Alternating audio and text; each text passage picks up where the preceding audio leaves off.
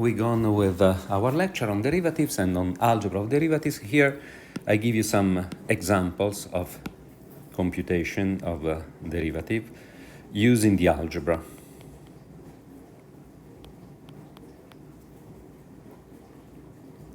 So the first example is the following: f of x is equal to minus x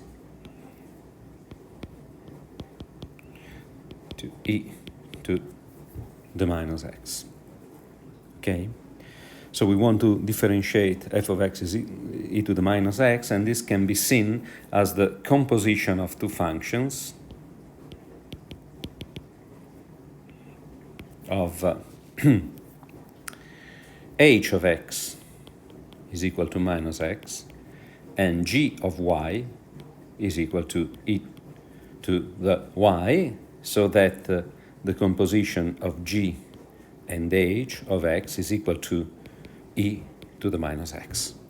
Okay, so the derivative of the composition, we already studied it.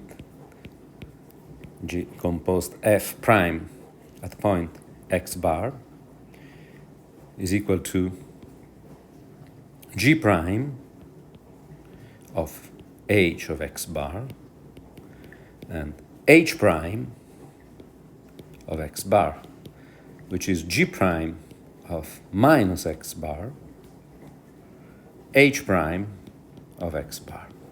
Now, g prime of minus x bar is e to the quantity minus x bar, as you can see here. This is the definition of g. And h prime of x bar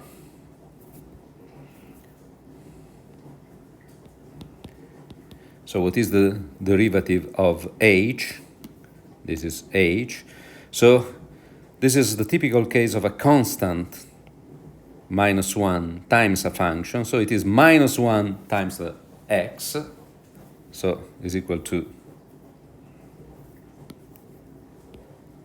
minus 1 times x prime, x derivative here. And remember that we differentiated x to the m.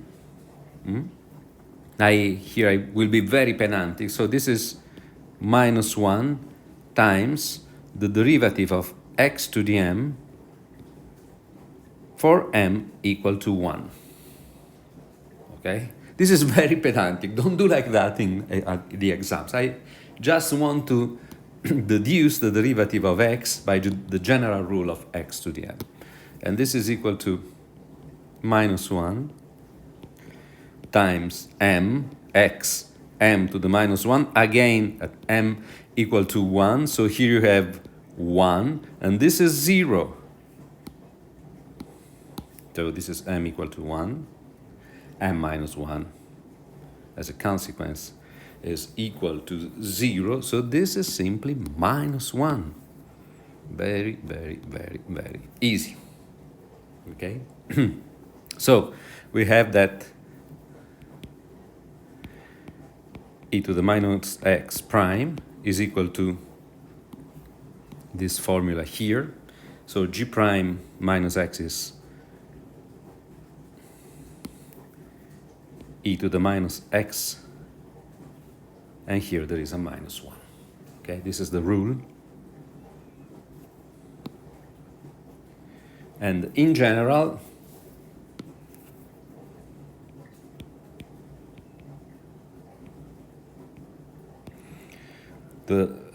if you have f of minus x prime, this will be minus f prime computed in minus x. Okay? Because the composition is there. Don't forget about this minus here. Second,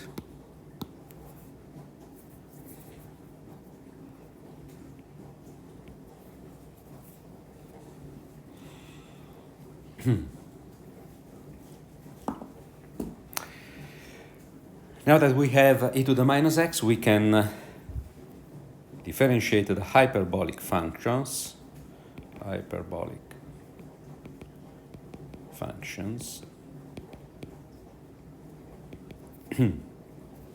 And so remember that the hyperbolic functions are the hyperbolic sine of x, which is e to the x minus e to the minus x divided by 2, the hyperbolic cosine of x, namely e to the x plus e to the minus x divided by 2. So hyperbolic sine of x prime is the stuff e to the x minus e to the minus x divided by 2 prime. By the rule of the multiplication by a constant, we can extract the factor 1/2 here and then differentiate, and then the quantity e to the x minus e to the minus x prime. So here we have 1/2 again, e to the x prime, and here we can write it like plus minus e to the minus x prime. And of course, minus 1 here can be extracted, so we basically deduce this rule that I did not stress when explaining the algebra. The rule is that the derivative of a difference is the difference of the derivatives. So here we have 1/2 e to the x minus e to the minus x prime. So 1/2 e to the x, and here we apply the rule that we already found. So there is another minus coming outside the bracket, and so we get a plus e to the minus x, and this is the hyperbolic cosine of x. So the rule is that the derivative of the hyperbolic sine is the hyperbolic cosine. And this is like for trigonometric functions, where the derivative of sine is the cosine. Now we introduce also the hyperbolic cosine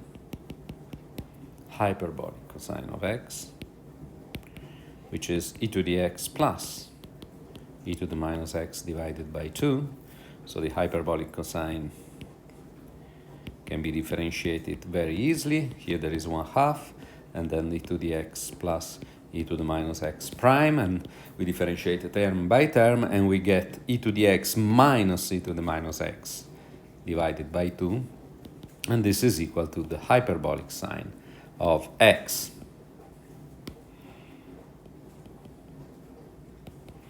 So again, the rule is that the derivative of the hyperbolic cosine of x is equal to the hyperbolic sine of x.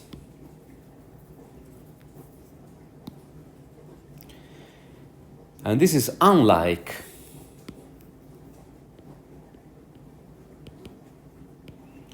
the trigonometric functions, because in this case, in the trigonometric case, we have that the derivative of the hyperbolic cosine is the derivative of the cosine is the sine, minus sine.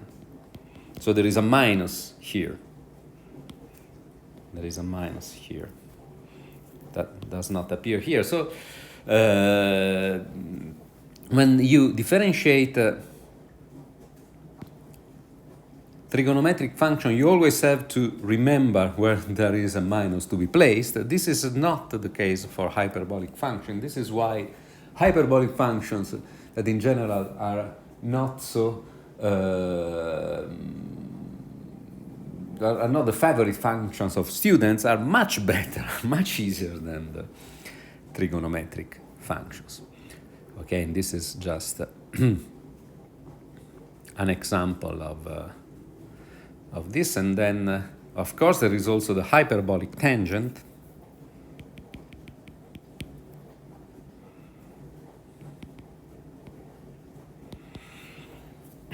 which is the ratio between the hyperbolic sine and the hyperbolic cosine. Notice that unlike the tangent, this is defined all real numbers,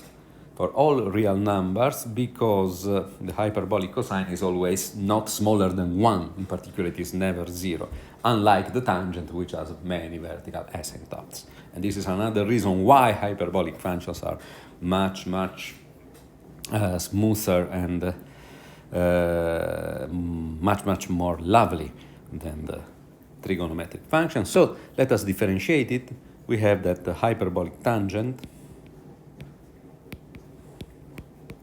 prime can be just written as this is a ratio. So first term, differentiate the numerator and leave the denominator untouched. So here we have hyperbolic cosine divided by the hyperbolic cosine, and then minus hyperbolic sine times derivative of the hyperbolic cosine divided by the square here.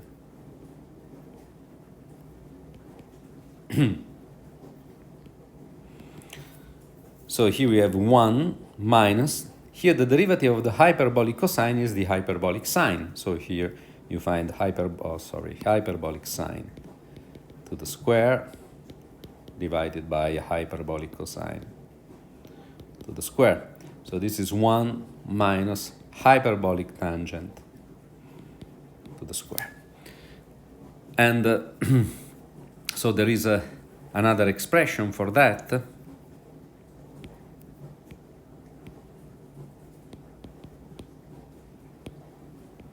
So you will have to find depending by what you are doing, depending by what you are computing, you will have to find which is the most comfortable expression for the derivative of the hyperbolic tangent. So from here, you can also write it as the square of the hyperbolic cosine minus the hyperbolic sine. And this quantity is equal to 1, the numerator.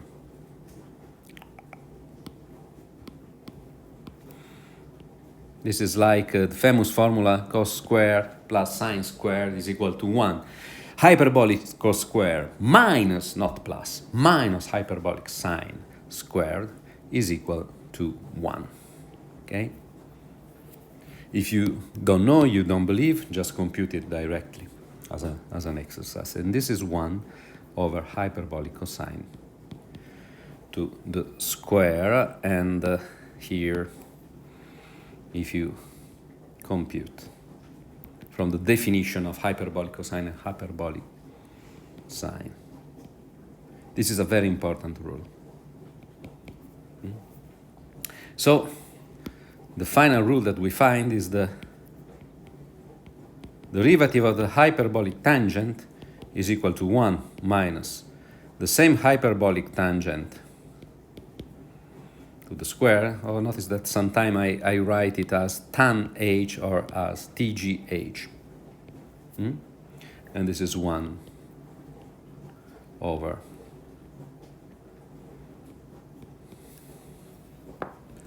the hyperbolic cosine to the square.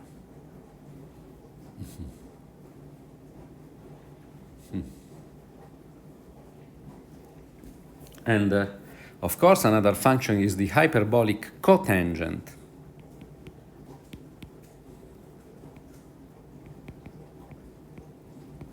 That is the inverse of the hyperbolic tangent. So here we have and the numerator the hyperbolic cosine, and that the denominator the hyperbolic sine.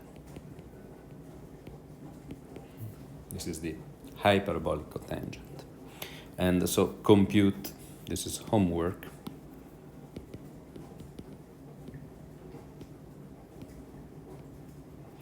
And you follow the same steps we followed here for the hyperbolic tangent, and after the hyperbolic function, another subsection is about the tangent, the trigonometric tangent. So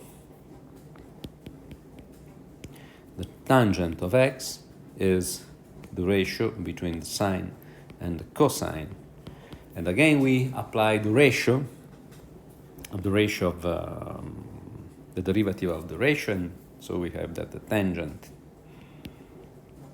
of x prime is again sine x prime divided by cosine of x minus sine x times cosine of x prime, and here cos square. And remember that sine prime is equal to cosine, and cos prime is equal to minus sine. So we complete here everything. So we have 1 plus sine squared of x divided by cosine square of x, and this is 1 plus tangent square of x. 1 plus tangent square of x. And so there is another expression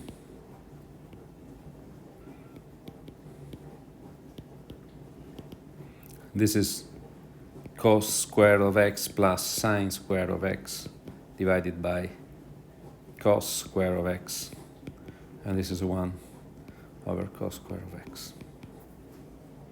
Okay, so the derivative of the tangent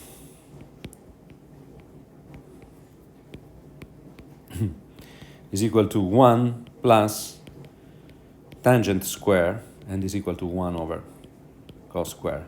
Case by case, apply the formula which is more suitable for what you are studying here.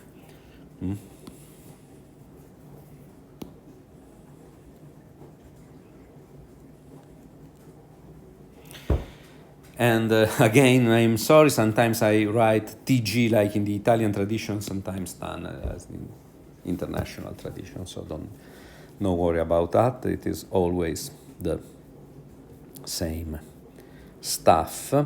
And I think now the only examples that are left here are the example with the inverse functions. Of course, we can use many, so we can find many examples here to be written here, and probably the most famous is the arctangent. So we will see the inverses of the trigonometric function that are widely used in exercises and exam. Now another example is fourth arctangent of x, and here we have to reason a bit on what we are doing.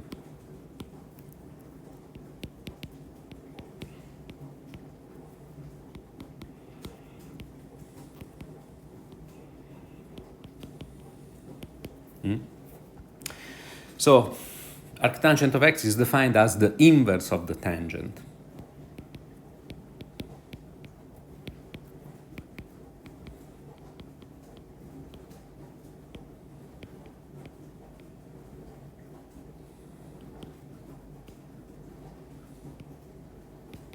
But how to inverse the tangent, since the tangent is not injective?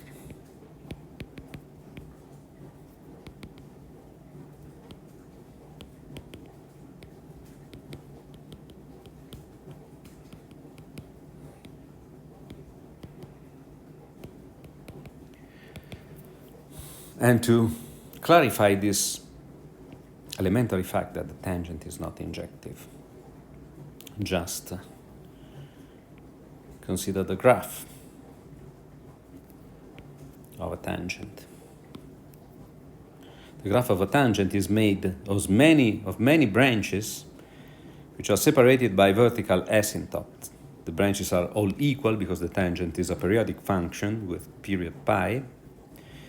And so here we have minus pi over 2, here pi over 2, and so on and so on. So the first step is the following, is to reduce the domain of the tangent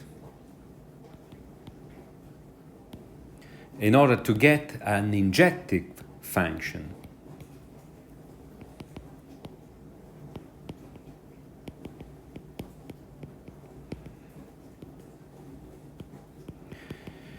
How to reduce the domain of the tangent? So we can bound ourselves to one of these branches. This is a matter of choice, and conventionally the choice is for this branch between minus pi over 2 plus pi over 2. So conventionally, I want to stress conventionally because really it is an arbitrary choice, but all the world agreed to this in this choice. So conventionally, the chosen interval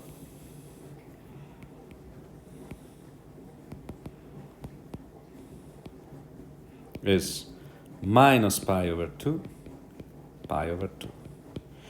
So what we really inverse is not the whole tangent. We cannot do that. So this is the step 1. Is not the whole tangent, but rather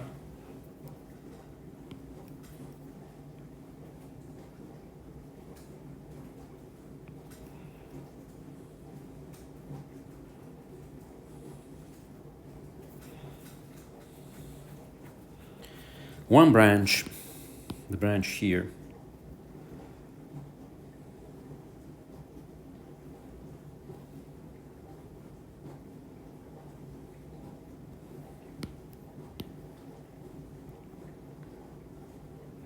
this restriction, it is, so I write it clearly, it is this restriction, and it is injective. Restriction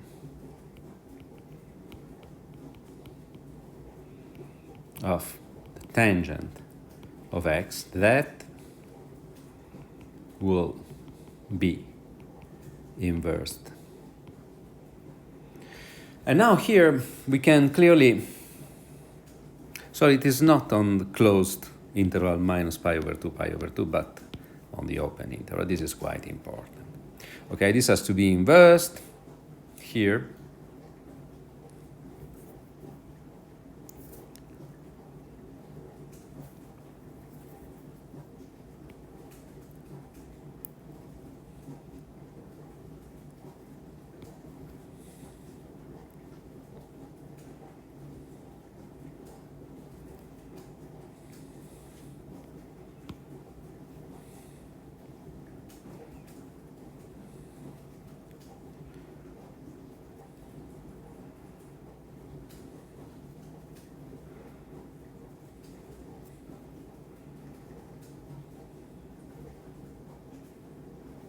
Sorry.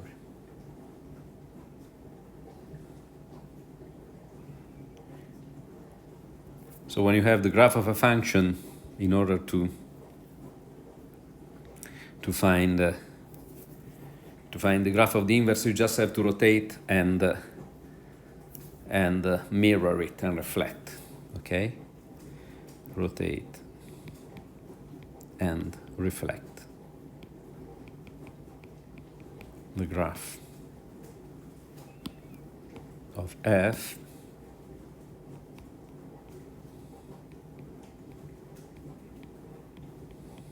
in order to find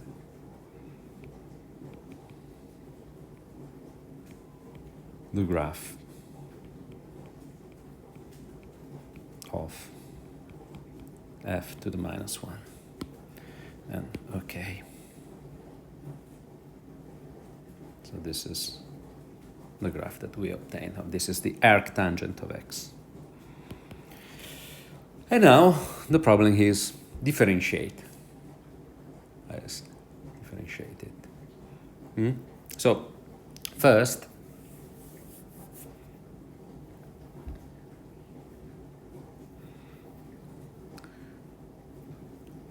we consider first, we consider a y, a point y bar in R. For instance, this point y bar here. And of course, there exists a unique x bar in the interval minus pi over 2 such that the tangent of this point x bar is equal to y bar. Here, y bar, for instance, is here, and here we have x bar. Okay? Moreover,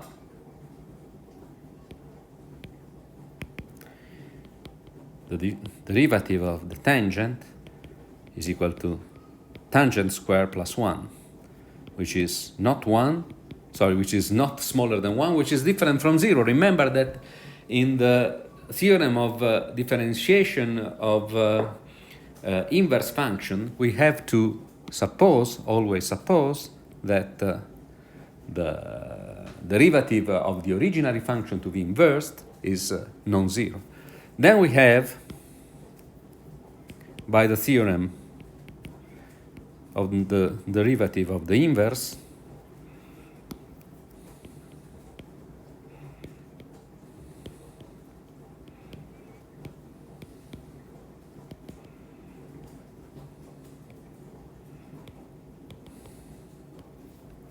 we have that the arc tangent, so the inverse, is differentiable at y bar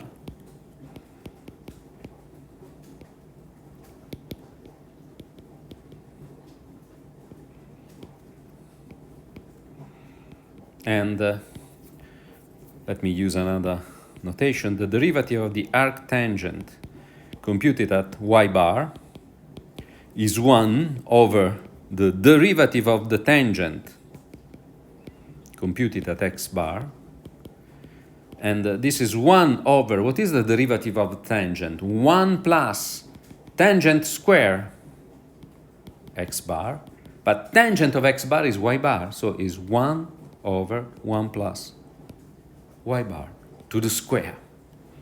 Oh, this is the rigorous deduction, and the rule that we found here, which is very important, is the following. The derivative of the arc tangent is 1 over 1 plus x squared.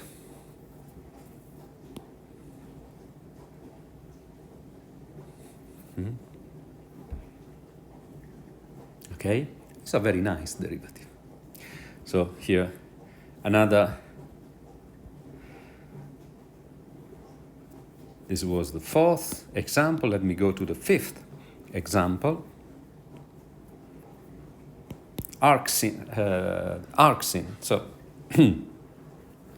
the function is the function arcsine, which is the inverse of sine.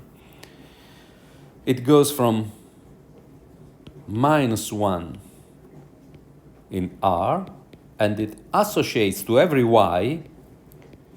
Again, like for the tangent, there are many x such that sine of x is equal to y, where y is whatever value between -1 and 1, including the extremes. But here, what we want is the only x in minus pi over 2 such that sine of x is equal to y. This is the definition. It's a bit baroque as a definition, but the idea is completely analogous to the idea that we applied for the arc tangent. So namely, here we have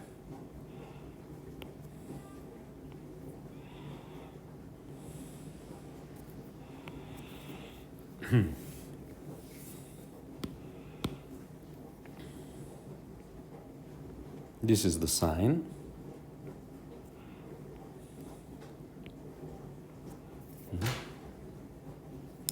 And again, if we take a value y in -1, 1, let me use this color here, a value y between -1 and 1. There are many, many values of x.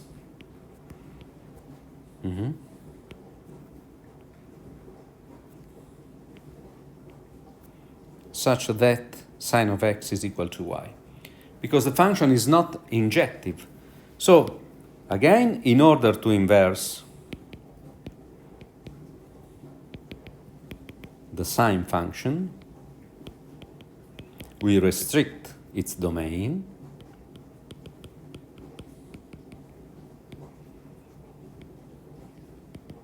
to minus pi over 2, pi over 2. That is here.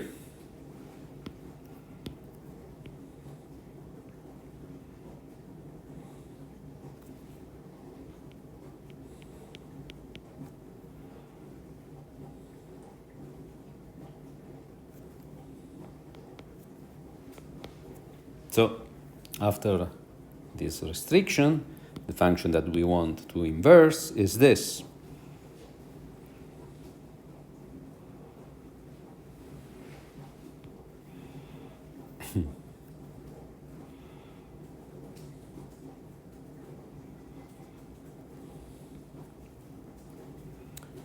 Is simply this function here.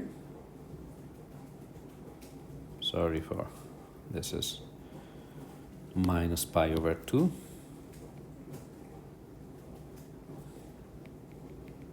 This is pi over 2. Okay, and so this is function to be inverse and which is injective.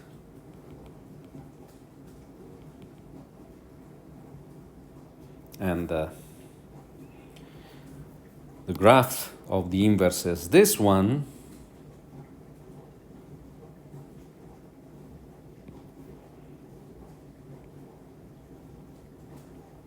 Now the domain is -1, 1, and the image goes between pi over 2, sorry, minus pi over 2 and pi over 2. And so we have to reflect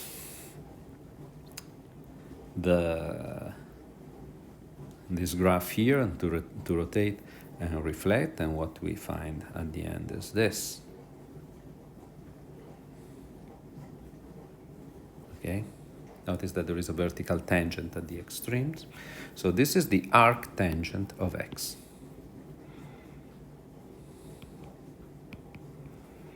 Okay.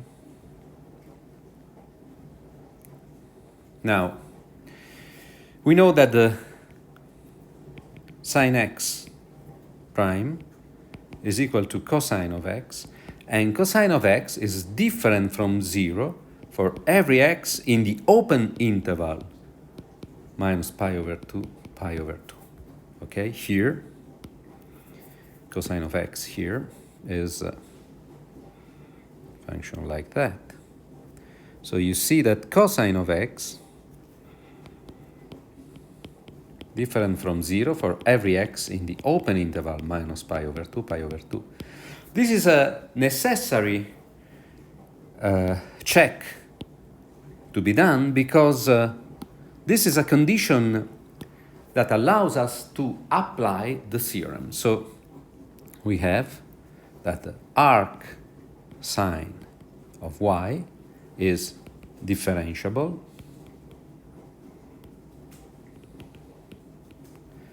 for every y in -1, 1. And now we can compute it. So applying the formula of the theorem, but remember that the theorem of the derivative of the inverse has a formula, but it also has some hypothesis, and we have to verify the hypothesis before applying the formula. And so we have arc sine prime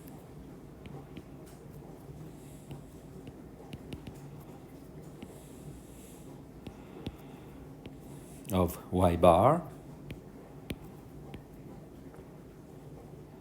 is equal to 1 over sine prime computed at x bar, which is 1 over cos of x bar. What is cos? Is 1 over 1 minus sine squared of x bar.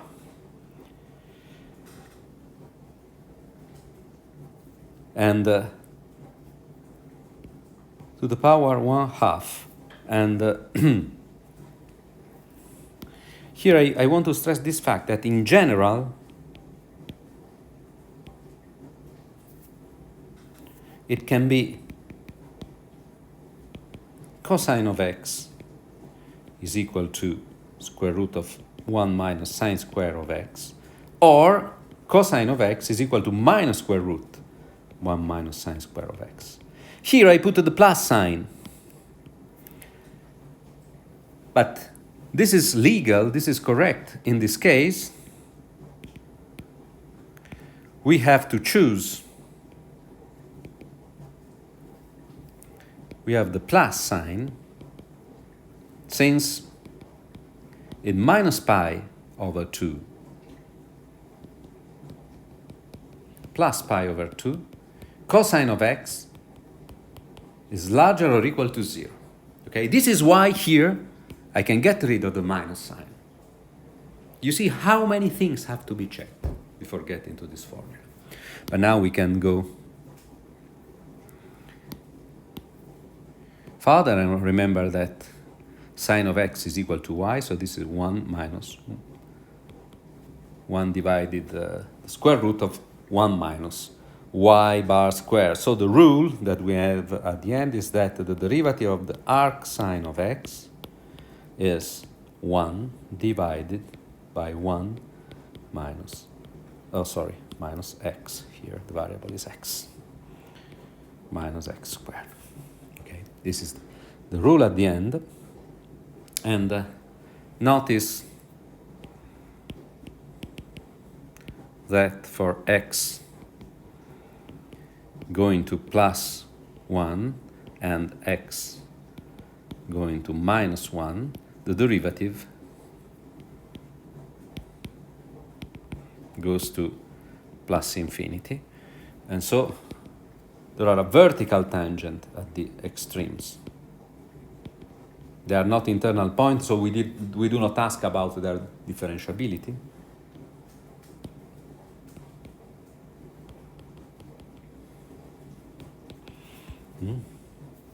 But here, you have to know that here there is a vertical tangent.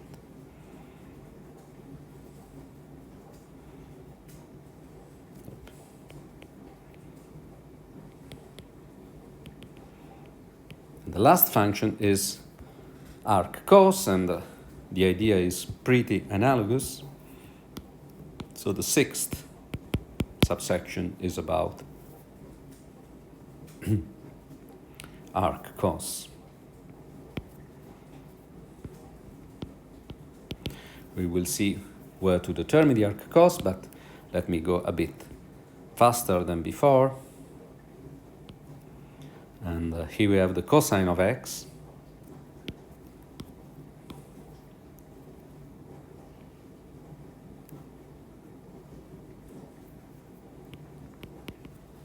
And so here we have pi, here we have 0, here we have minus pi. And so the restriction is on this interval, 0 pi. So this is the injective restriction to 0 pi. And we get this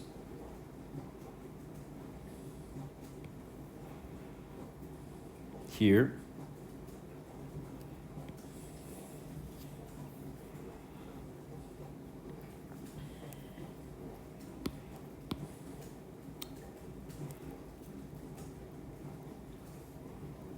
Okay, this is 1 minus 1.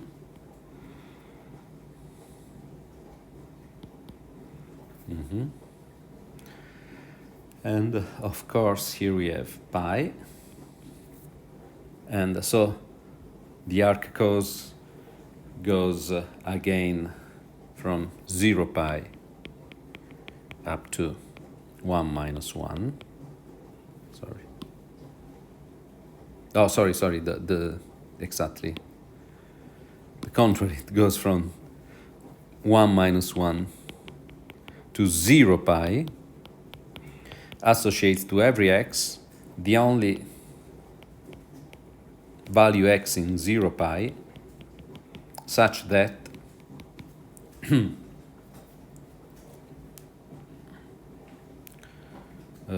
the only y in 0 pi such that the cosine of y is equal to x.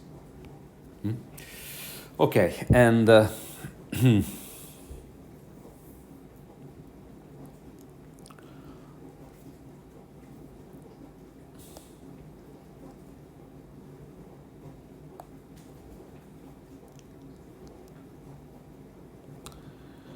and so, like before, we proceed exactly like in the previous case.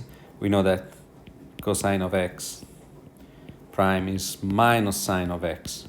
And it is different from 0 for every x in 0 pi, open 0 pi. Therefore, arc cosine is differentiable at every y in minus 1, 1. Then arc cosine prime of y bar is equal to minus 1 over sine of x bar is equal to minus 1 over 1 minus cosine square of x bar, and this is minus 1 square root 1 minus y bar squared. The reasoning is exactly the same as for the arc sine, and the final rule is that arc cosine of x prime is minus 1 divided by 1 minus x squared. So I notice that for every x in minus 1, 1 opened, we have that arc sine of x prime plus arc cosine of x prime is equal to 0, and y. So try to reason on that. And so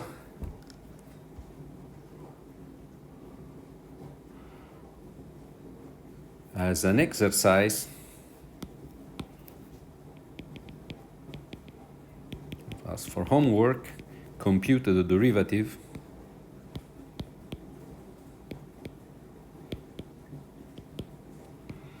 of cotangent of x is equal to cos of x divided sine of x is equal to 1 over 10 x, and so on.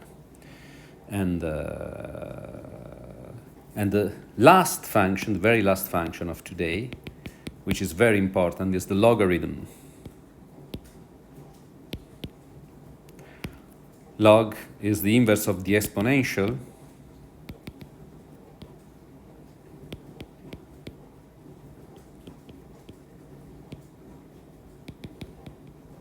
So we have that e to the x prime is equal to e to the x, which is always larger than 0. So as a consequence, log is differentiable for every y larger than 0. Then, so you have not to restrict. This is very easy because the exponential is already an injective function. So log prime of y bar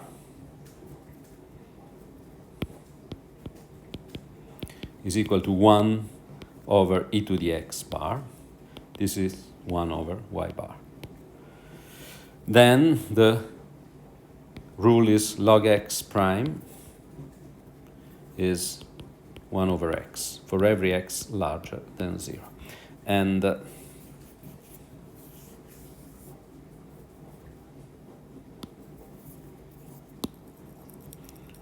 I stress the final rule like that. And as a homework, as an exercise,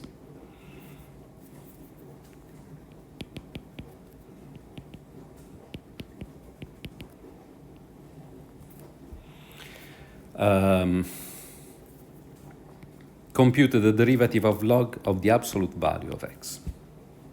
Okay, this is very useful for integrals.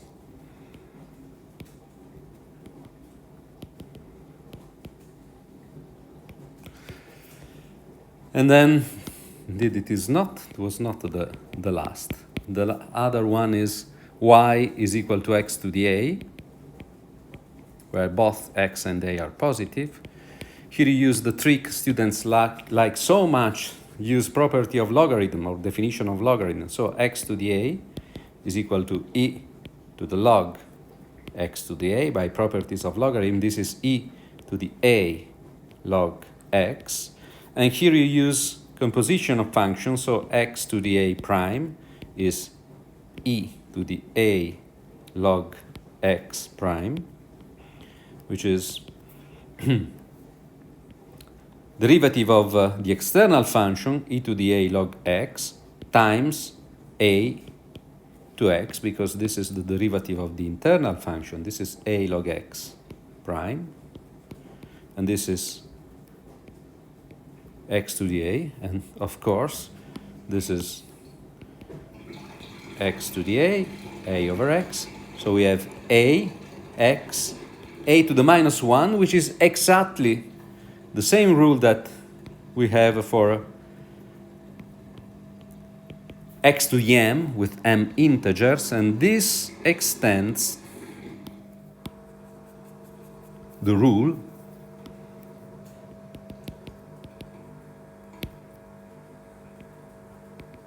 to the rule x to the m prime is equal to mx, m to the minus 1, x to the m minus 1 for m natural. Last, this is the really last. Y is equal to a to the x, with a larger than 0.